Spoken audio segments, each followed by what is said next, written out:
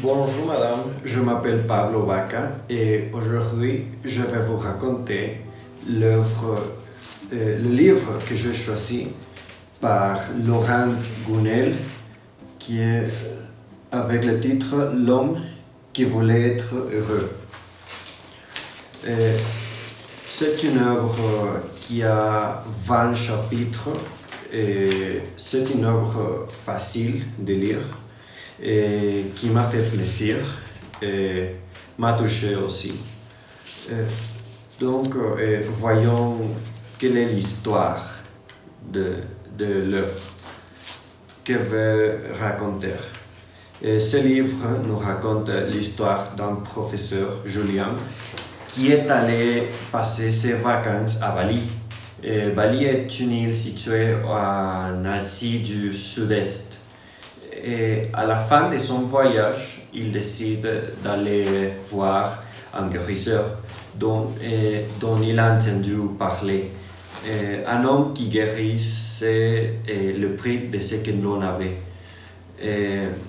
À sa première visite chez le guérisseur, celui-ci comprend tout de suite que l'homme n'est pas malade physiquement, mais qu'il est malheureux dans sa peau et dans son esprit. Il n'arrive pas à s'accepter comme il est et pense que s'il était différent, il se sentira mieux. Pour l'aider, il lui lance à la découverte de lui-même, avec de petites expériences tout au long de la guérison. Et il lui explique les choses simples sur la vie qui est au quotidien. Et dans L'homme qui voulait être heureux, on est en présence d'une quête pour chaque petite geste compte. Le guérisseur lui apprend que le monde n'est que le reflet d'une pensée et on ne nous voit que de la façon qu'on se voit soi-même. C'est un livre de développement personnel qui nous pousse à nous interroger sur nos croyances. Il n'est pas question de vérité toute faite, mais d'expérience et de conseils pour aider et à s'améliorer. Ce livre peut être utilisé comme un guide et aussi